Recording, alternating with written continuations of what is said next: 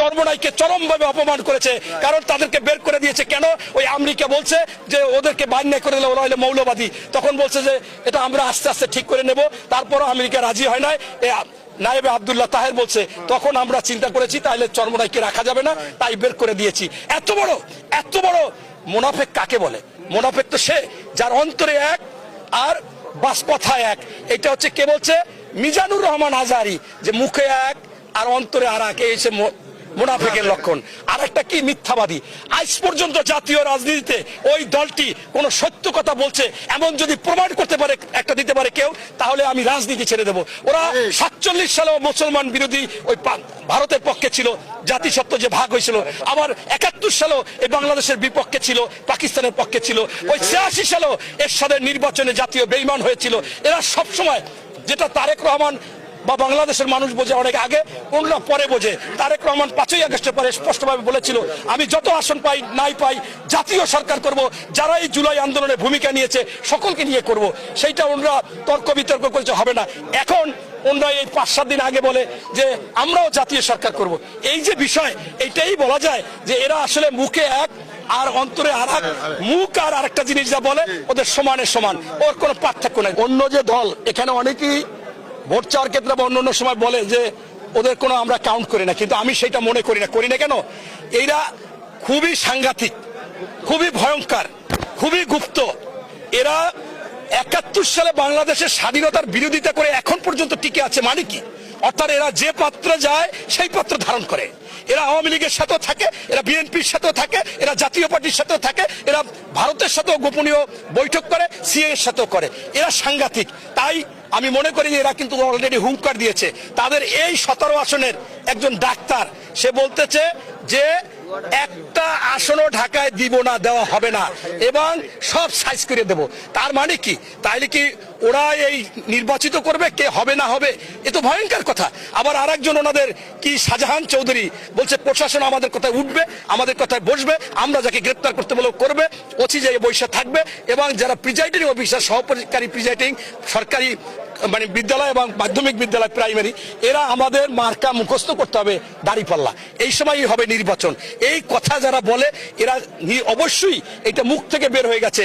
আসলেই তাদের মধ্যে এই কথা আলোচনা হয়, কারণ নতুবা একজন প্রার্থী বলছে যে 54 বছরের প্রতিশোধ 12ই ফেব্রুয়ারি নেওয়া হবে। মানে কি? এত বড় কথা কখন বলে? যখন তারা অস্ত্র শস্ত্র ষড়যন্ত্র ইঞ্জিনিয়ারিং করে একের সাজগোজ নিয়ে বসে থাকে, তখন বলে তুমি আসো কিছু। তবে আমরা যেহেতু 17 বছরে গুপ্ত থাকিনি, আন্দোলন সংগ্রাম করেছি ওই ফ্যাসিস্ট হাসিনার বিরুদ্ধে, এখনো আমরা আন্দোলন করতে প্রস্তুত। সারা বাংলাদেশে আমাদের ধানের শীষকে, আমাদের ধান পেকেছে, আমরা ইনশাল্লাহ বুঝে গেছি সারা বাংলাদেশে আমরা ফল পাবো। সেই ফসল আমরা ইনশাল্লাহ সুন্দরভাবে তুলবো। আমাদের তারেক রহমান নির্দেশ দিয়েছে যে ওই আগের দিন আপনাদের প্রত্যেকে তাহাজ্জুদ পড়বেন, মানে ঘুমাইতে নাম করছে, তাহাজ্জুদ পড়বেন, ফজরের নামাজ পড়েই কেন্দ্রে চলে যাবেন। ইনশাল্লাহ আমরা চলে যাব এবং আমরা ভোট গণনা করে ডিক্লেয়ার করে সিগনেচার করে তারপর ভোট নিয়ে আসবো ইনশাল্লাহ। হচ্ছে যে যতই যা বলেন, চোর তো চোর।